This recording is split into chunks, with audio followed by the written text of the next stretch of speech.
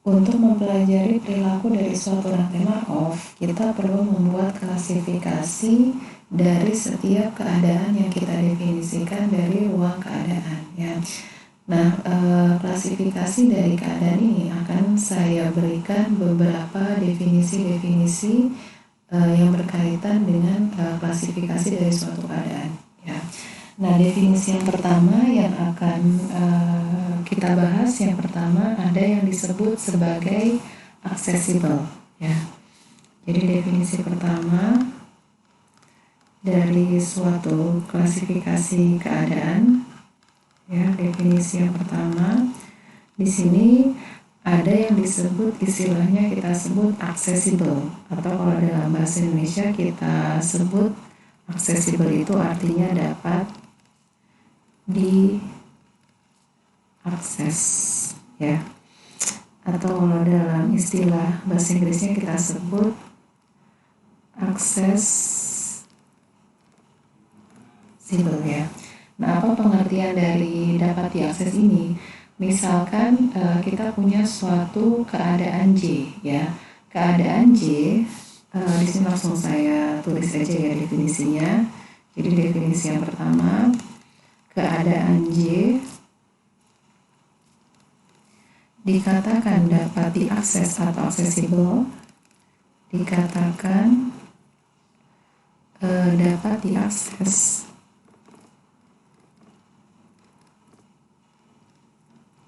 ya, atau accessible dari suatu keadaan I, dari keadaan I jika peluang transisi dari I ke J dalam n langkah itu nilainya lebih besar dari 0, ya. Jika peluang transisi dari I ke J yang dilakukan dalam beberapa langkah, misalkan kita sebut dalam n langkah, itu peluangnya tidak 0 atau lebih besar dari 0 untuk suatu nilai n yang lebih besar sama dengan 0, ya. Jadi definisi ini menyatakan bahwa untuk mencapai keadaan J dari I itu bisa kita lakukan dalam beberapa langkah karena peluangnya tidak sama dengan 0, ya. Nah, biasanya definisi dapat diakses ini biasanya kita beri notasi. Jadi kalau suatu keadaan J dapat diakses dari keadaan I, biasanya kita kasih notasinya adalah I kemudian tanda panah J, ya. Jadi ketika kita punya notasi seperti ini, artinya J dapat diakses dengan I, ya. Jadi ketika kita mau mulai dari keadaan I berakhir di J, itu bisa kita lakukan dalam beberapa langkah, ya. Nah, ilustrasi atau contoh yang paling sederhana adalah keadaan I itu selalu dapat diakses dari keadaan itu sendiri, ya. Jadi salah satu kasus spesial dari keadaan yang dapat diakses ini adalah bahwa kalau kita punya keadaan ini selalu bisa diakses dari keadaan dirinya sendiri, dan ini berlaku untuk setiap I, ya. Kenapa bisa demikian? Ya karena kalau kita hitung berapa peluang transisi dari I ke I, tetapi kita lakukan dalam 0 langkah, ya. Kalau dalam 0 langkah artinya kan kita tidak bergerak sama sekali, ya, karena periodenya masih dalam periode yang sama. Berarti kalau PII dalam 0 langkah, ini kan kita definisikan sebagai peluang bahwa pada saat ke T ada di keadaan I, diberikan bahwa pada saat ke T juga ada di I, ya.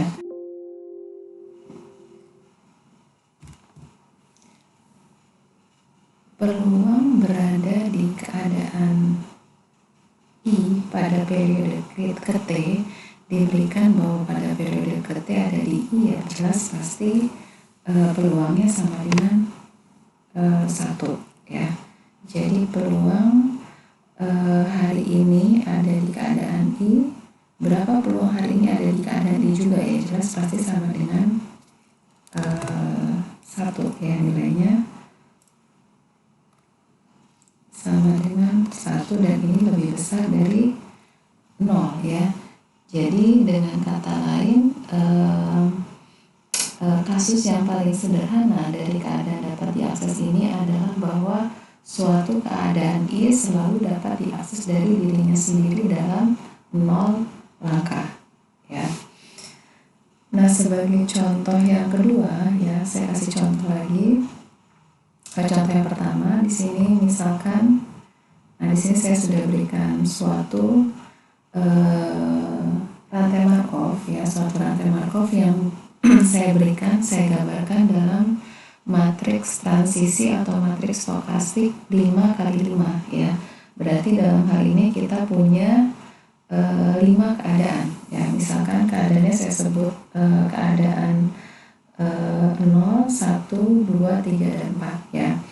Nah, sebelum kita melihat keadaan mana saja yang bisa diakses dari keadaan yang lain, di sini kita coba gambarkan dulu ya, kita coba gambarkan matriks transisinya ke dalam bentuk diagram transisi ya. Jadi dalam hal ini kita punya ada keadaan 0, kemudian ada keadaan 1, kemudian ada keadaan 2, ada keadaan 3, dan ada keadaan 4 ya. Kita punya 5 keadaan ya.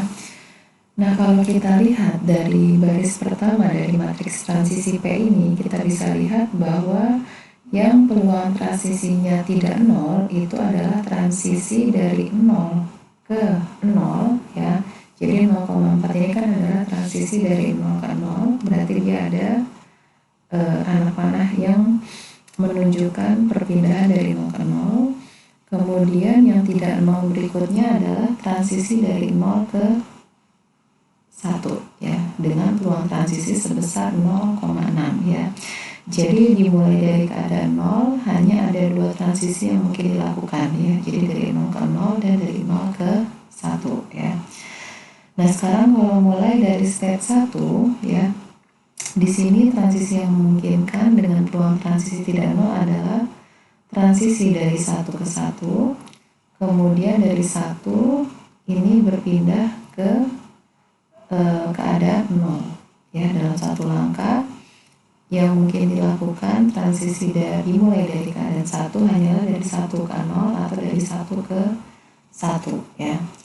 Kemudian kalau mulai dari keadaan 2 ya, dari keadaan 2 di sini transisi yang mungkin adalah dari 2 ke 2 ya. Ini adalah 0,3 transisi dari 2 ke 2 sama dari 2 ke 3 ya. Jadi ada transisi dari 2 ke 2 dan dari 2 ke 3 ya. Kemudian kalau mulai dari keadaan 3, transisi yang memungkinkan adalah ini 0,5 adalah transisi dari 3 ke 2 ya, transisi dari 3 ke 2. Kemudian 0,4 ini adalah transisi dari 3 ke 3. Kemudian 0,1 ini adalah transisi dari 3 ke 4 ya. Kemudian keadaan yang terakhir keadaan 4. Dari keadaan 4 ini yang mungkin terjadi adalah transisi dari 4 ke 3. Dari dari 4, 0, 1, 2, 3 ya. Jadi dari 4 ke 3 ya. Kemudian transisi yang mungkin terjadi kalau dimulai dari keadaan 4 adalah dari 4 ke 4 ya. Jadi kalau kita tafsirkan matriks transisi dalam matriks transisi P ini ke dalam diagram Markov ya, ini bisa kita gambarkan seperti ini ya. Transisi yang memungkinkan dari keadaan 1 ke keadaan yang lainnya ya. Nah, sekarang berdasarkan definisi tadi yang saya berikan mengenai definisi aksesibel atau dapat diakses, sekarang kita coba lihat ya. Misalkan saya punya pertanyaan pertama ya, state mana sajakah yang dapat diakses dari 0 ya. State atau keadaan ya, keadaan mana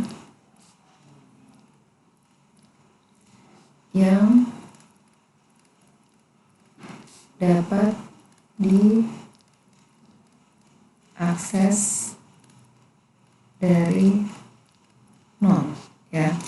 Kalau kita lihat dari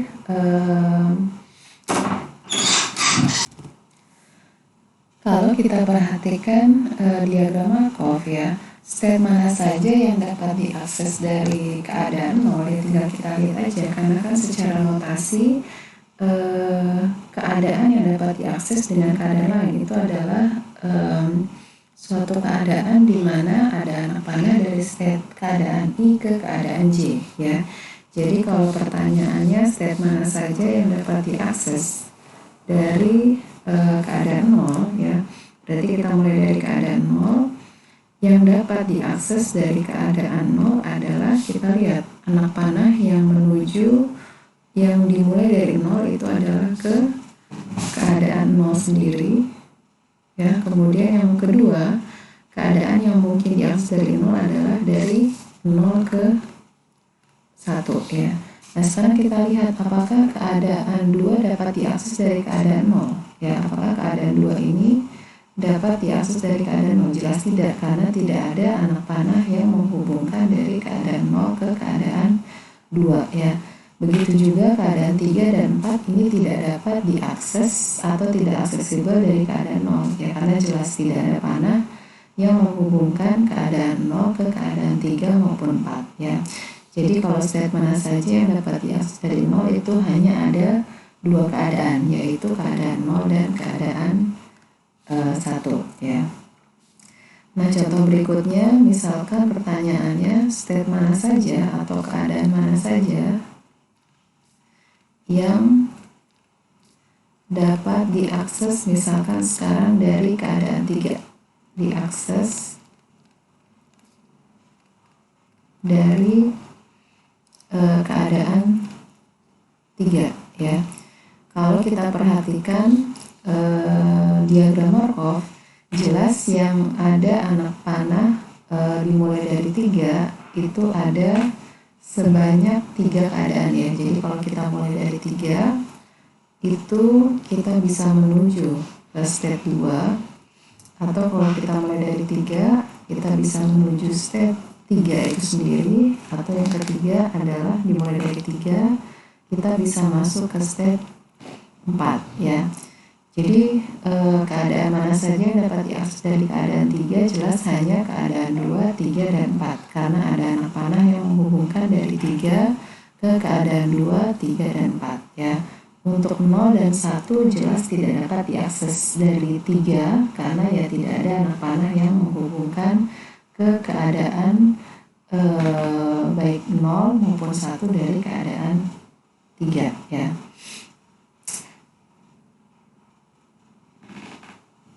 Kemudian definisi berikutnya yang akan kita bahas ya, definisi yang kedua adalah definisi mengenai istilah yang disebut dengan berkomunikasi ya. Jadi sekarang saya akan tuliskan definisi kedua dari klasifikasi suatu keadaan. Definisi yang kedua adalah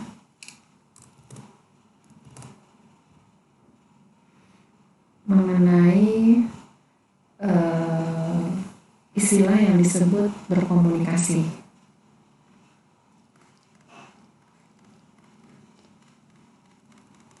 Definisi yang kedua, di sini ada yang disebut sebagai berkomunikasi ya, atau kalau dalam bahasa Inggris kita sebut communicability ya, kemampuan dapat berkomunikasi antara satu keadaan dengan keadaan yang lain. Communicability ya. Nah sekarang apa itu maksud dari istilah berkomunikasi ya? Jadi misalkan kita punya dua keadaan, kita sebut keadaan I dan J. Keadaan I dan J itu kita katakan saling berkomunikasi ya. Jadi misalkan ada keadaan I dan J, ini dikatakan berkomunikasi jika I dapat diakses dari J dan begitu pula sebaliknya J dapat diakses dari I. Ya, jadi itu kita definisikan bahwa keadaan I dan J saling berkomunikasi. Ya, jadi keadaan I dan J kita katakan berkomunikasi jika I dapat diakses dari J, ya, begitu pula sebaliknya, dan keadaan J dapat diakses dari keadaan I, ya. Secara notasi berarti di sini kita bisa katakan bahwa keadaan I dapat diakses dari J, ya. Jadi keadaan I dapat diakses dari J berarti kita punya notasinya J anak panah ke I, ini kan artinya I dapat diakses dari J.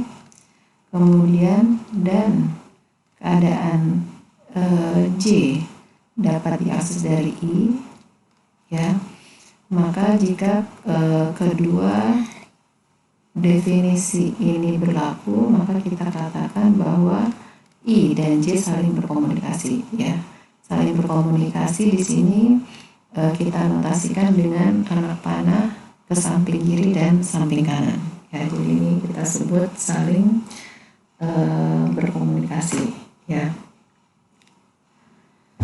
Nah, dari definisi ini di sini bisa kita turunkan, ya, ada jenis keadaan berdasarkan apakah keadaannya itu saling berkomunikasi, ya. Jadi di sini saya jabarkan ada yang disebut jenis keadaan berdasarkan keadaan di mana kedua keadaan ini saling berkomunikasi. Jenis keadaan, ya. Jenis keadaan yang pertama adalah bahwa keadaan I itu selalu dapat berkomunikasi dengan dirinya sendiri. Ya, sebenarnya ini kan implikasi dari bahwa I dapat diakses dari I. Begitu pula sebaliknya kan, itu berlaku I dapat diakses dari I lagi. Jadi di sini berlaku bahwa karena I dapat diakses dari dirinya sendiri, jelas pasti keadaan I itu selalu berkomunikasi dengan dirinya sendiri, ya, dan ini berlaku untuk setiap I. Jenis keadaan seperti ini biasanya kita sebut bersifat refleksif, ya, kita sebut refleksif, ya. Kemudian yang jenis keadaan yang kedua adalah keadaan yang saling berkomunikasi itu pasti memenuhi sifat atau jenis keadaan yang disebut simetrik, ya. Artinya kalau I berkomunikasi dengan J, ya, maka ini ekivalen dengan atau ini sama saja dengan menyatakan bahwa J saling berkomunikasi dengan I, ya. Jenis keadaan yang seperti ini kita sebut simetrik, ya. Simetrik. Kemudian jenis keadaan yang ketiga adalah kalau kita punya keadaan I berkomunikasi dengan J, kemudian kita punya keadaan J berkomunikasi dengan K, maka secara tidak langsung ini bisa kita katakan bahwa I pasti berkomunikasi dengan K, ya. Jadi kalau kita punya keadaan I dan J berkomunikasi, kemudian J dan K berkomunikasi, ini bisa kita ya bisa kita buktikan juga, ya, bahwa pasti I dan K ini saling berkomunikasi. Jenis keadaan yang seperti ini kita sebut keadaan yang bersifat transitif, ya, transitif.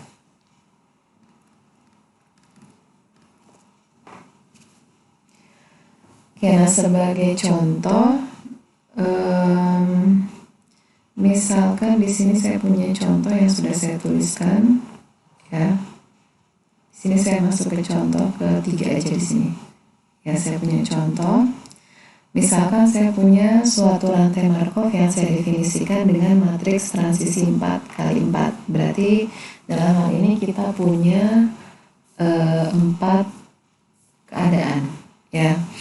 Nah, sebelum bagaimana cara membuktikan atau cara menentukan keadaan mana saja yang saling berkomunikasi, ya mungkin ada baiknya kita coba gambarkan dengan menggunakan diagram Markov, ya. Karena kalau dari diagram Markov itu kelihatan keadaan mana saja yang saling berkomunikasi, ya. Katakanlah keadaan yang kita punya adalah keadaan 0, 1, 2, dan 3. Ya, jadi di sini saya gambarkan ada keadaan 0, ada keadaan 1, kemudian ada keadaan 2, dan ada keadaan 3. Oke, nah sekarang kalau kita perhatikan matriks transisi ini, kalau kita mulai dari keadaan 0, ya. Jadi kalau kita mulai dari keadaan 0, ya ini keadaan 0. Dari keadaan 0 kita bisa bertransisi ke dirinya sendiri, ya.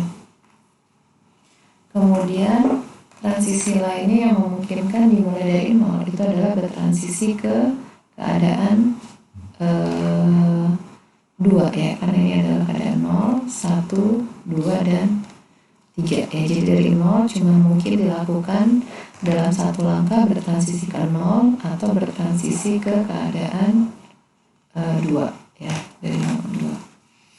Dimulai dari keadaan 1, ya, dari 1 kita bertransisi ke 0, ya, dari 1 bisa ke 0, ya, dari 1 kita bisa ke 0, atau dari 1 bisa ke 2, ya. Kalau mulai dari keadaan 2, yang mungkin dilakukan adalah bertransisi ke 1, ya. Kalau kita mulai dari 2, kita bisa bertransisi ke 1 dalam satu langkah, atau dari 2 kita bisa bertransisi ke keadaan 3, ya. Kalau mulai dari keadaan 3, kita bisa bertransisi ke keadaan 1, ya. Keadaan 1, atau dari 3 kita bisa ke 3 lagi. Ya, dalam satu langkah bisa kita bertransisi ke dari 3 ke 3 lagi. Oke.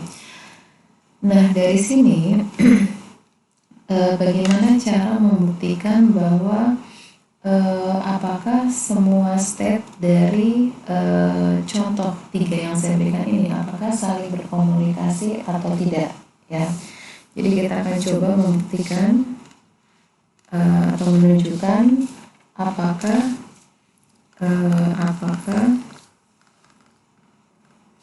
keadaan 0, 1, 2, dan 3 ini saling berkomunikasi atau tidak, ya. Saling berkomunikasi atau tidak. Nah, bagaimana cara membuktikannya secara matematika? Kita tahu berdasarkan sifat jenis keadaan yang bersifat transitif. Jadi kita tidak perlu, jadi kan kalau secara matematika, ya, jadi kita harus membuktikan bahwa setiap pasangan dari keadaannya ini saling berkomunikasi, ya, karena itu akan menunjukkan bahwa misalkan semua keadaannya saling berkomunikasi. Atau dengan kata lain kita harus menunjukkan bahwa 01 berkomunikasi, 02 berkomunikasi, 03 berkomunikasi, kemudian 12, 13, dan 23 itu saling berkomunikasi. Ya, jadi secara umum yang harus kita buktikan ada sebanyak dari 01, kemudian 02, 03, 12, 13, 2, dan 3. Jadi kita harus membuktikan bahwa 6 pasangan keadaan yang memungkinkan yaitu saling berkomunikasi, ya. Tapi sebenarnya kita tidak perlu membuktikan ke-6 pasangan tersebut saling berkomunikasi, karena berdasarkan sifat transitif, ya, kita cukup membuktikan bahwa 0 dan 1 ini saling berkomunikasi atau tidak, kemudian 1 dan 2 saling berkomunikasi atau tidak, dan yang terakhir adalah apakah 2 saling berkomunikasi atau tidak, ya. Karena berdasarkan sifat transitif, Kalau 01 berkomunikasi dan 1 dan 2 berkomunikasi, berarti secara tidak langsung kita katakan 0 dan 2 saling berkomunikasi. Begitu juga kita tidak perlu membuktikan 1 dan 3 berkomunikasi, ya, karena kan secara sifat transitif kalau 1 dan 2 berkomunikasi dan 2 dan 3 berkomunikasi, maka secara tidak langsung 1 dan 3 juga saling berkomunikasi, ya. Jadi kita cukup membuktikan apakah ketiga pasangan ini saling berkomunikasi atau tidak, ya. Nah, sekarang kita coba buktikan yang pertama, apakah 0 dan 1 ini saling berkomunikasi atau tidak, ya. Tadi kita sudah jabarkan definisi berkomunikasi itu adalah jika 0 dapat diakses dari 1 atau begitu pula sebaliknya, 1 dapat diakses dari 0 atau tidak, ya. Nah, definisi dapat diakses itu artinya kita harus menunjukkan bahwa peluang transisi dari keadaan satu ke keadaan yang lain itu bisa dilakukan dalam beberapa langkah, ya.